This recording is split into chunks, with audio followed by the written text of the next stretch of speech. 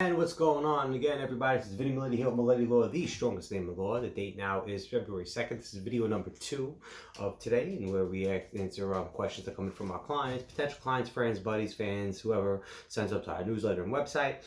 First and foremost, please be sure you go to the website, www.milettilaw.com, www.milettilaw.com. Make sure you sign up to the newsletter, and make sure you're always in the know, and you get all the latest and greatest up to date.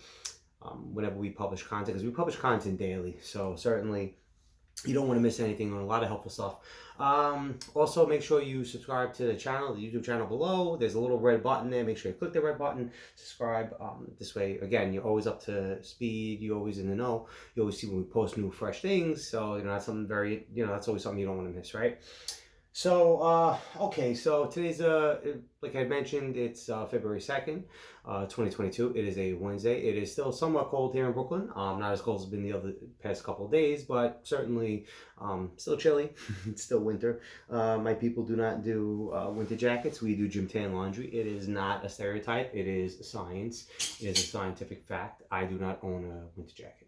Okay, so let's get down to it. So answering your questions, we collect these questions periodically from all our clients, friends, family members, anyone who basically leaves us messages and wants to know. Always answering questions. We think it's good for content. It's good because we like to give value to people here. Doesn't necessarily have to be all the time for a substantial sum of money.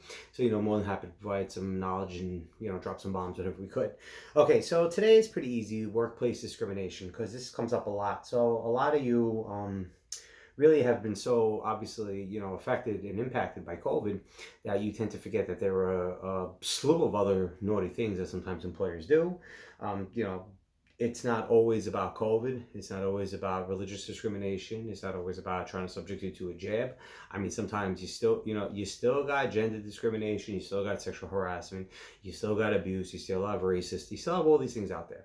So, this is just kind of like just a walk, take a little trip away from the majority, which everything seems to be COVID lately. Trying to take a little hiatus from COVID. We can talk about other things.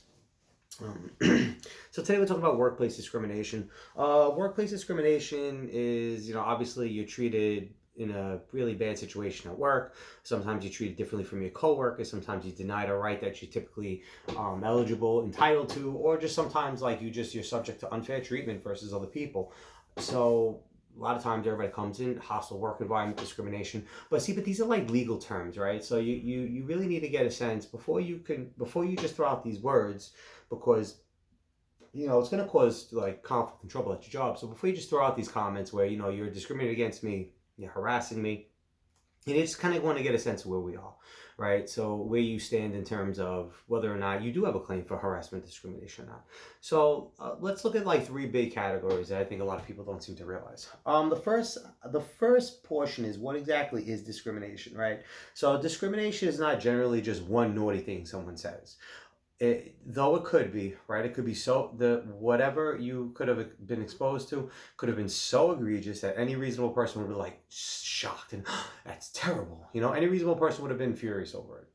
So, I mean, those are very far and few in life. Those are very unusual. I've had cases where I've had some seriously stupid cases where they made these terrible racist comments and equated people with like football and other sports paraphernalia. And it was just such a stupid comment that just was not funny. It wasn't even funny. It wasn't like it was a joke. It was just such not a funny comment. And it was just really offensive. And even that wasn't discrimination because it was a one-time thing. So I want to just put it out there.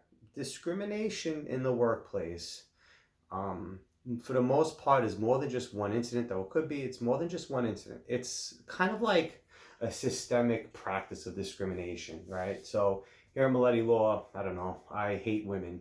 So every woman that walks in, I offer them lower wages.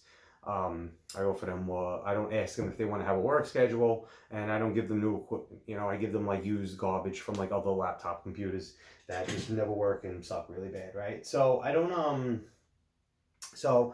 that's not like, that's a problem, right? So like that's kind of like the discrimination we're looking for. It's kind of like systemic.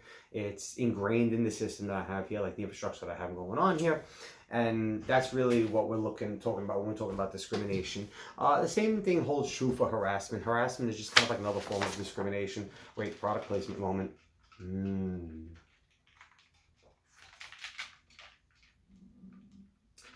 Now, there's no protein powder in here, but this is product placement.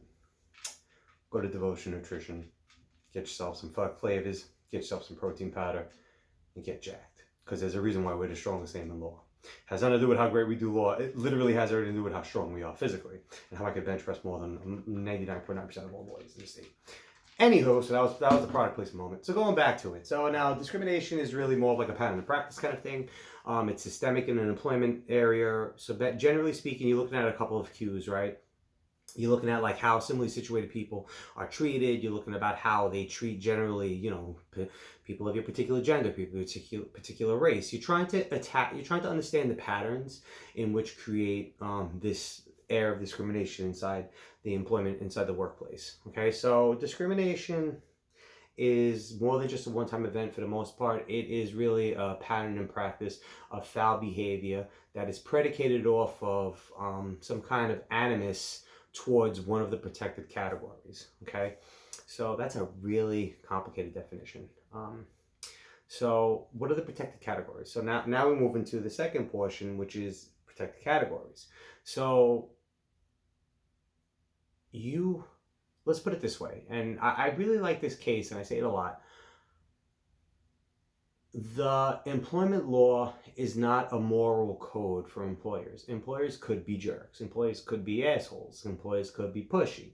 That is totally fine. That is totally within the scope of the law. Employers are completely allowed to do that.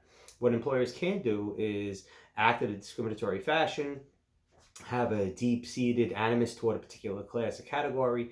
That is something an employer can do, okay? So your protected categories are generally like, you know, race, gender identity, sexual expression, gender, age, national origin, skin color. You know, those are your protected categories. There's a whole bunch of them. There's more in New York than there are on the federal government level, which is Title VII.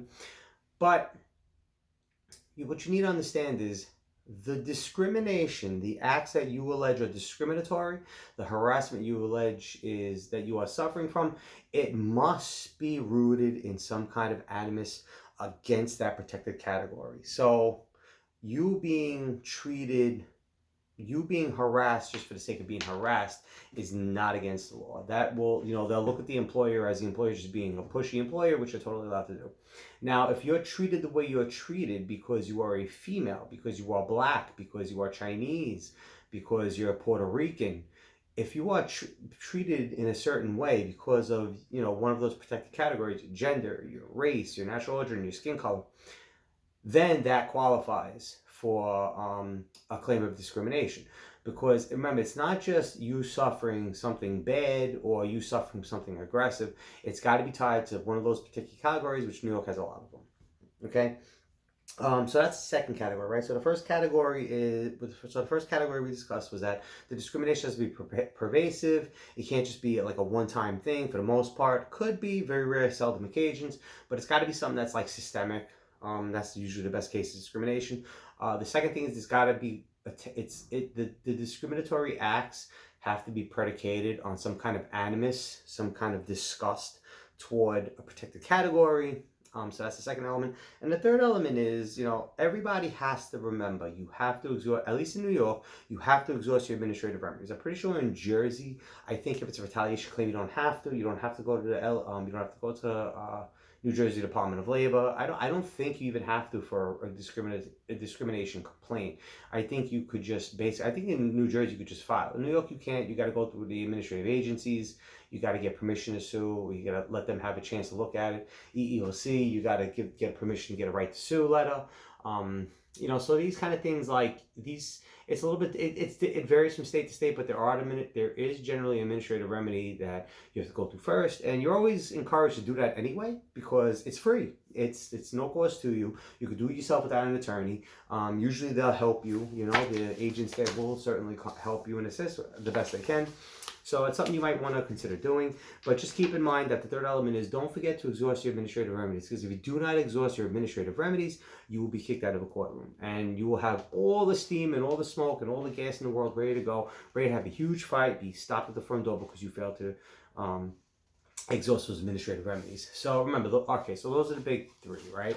Big three is one, it's got to be something more than just a one-time act. It's got to be, it should be something pervasive, something that's like more complicated, something that's more systemic in the company. Two, the discriminatory treatment has to be predicated on one of these protected categories, and the wrongful actor has to have some kind of animus toward these categories, at least through their actions. And then the third item is simply that you must never forget you have to exhaust your administrative remedies, because if you do not exhaust your administrative remedies, you'll be kicked out at the front door when you go to sue at court. So hopefully this was helpful. Hopefully this was okay with walking you through a little bit of workplace discrimination. These claims are coming up a lot often, and especially now that a lot of my nurses, a lot of my employees is coming to a head. They've already either quit their job or resigned from their job or got fired from their job. They've moved on elsewhere. They've gotten unemployment benefits.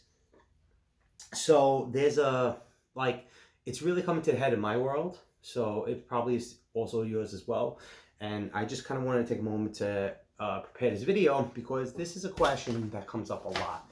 So these are the questions I accumulated from online, from all the clients. And this is a question that comes up a lot. So you just need to understand whether or not you actually have a right to bring a court case, whether or not you qualify from the preliminary level, and before you go ahead and waste all your time and energy moving forward, and you just get blocked at the door. So I hope this was helpful. This is gonna be the last video for today. I'm only doing 2 because I don't have the attention span to do more, and every time my email comes up I get anxiety. So I'm gonna be doing my emails now. So of course, if you have any questions, concerns, feel free to put them on the website. Feel free to put them in the comment link below. Feel free to write me an email. Don't really care. I have a million ways to get to me. I respond to everything. If I don't respond to it within 24 hours or at least something, either I am dead or I've been kidnapped, so please send help. And that's really all there is to it. So, as always, yours in law, love, and lifts. This is Vinny Miletti. Always staying usually motivated. And if you have any questions, I am here. Have a beautiful day, everybody. And I'm excited because he did not interrupt this video. Yay, sleep.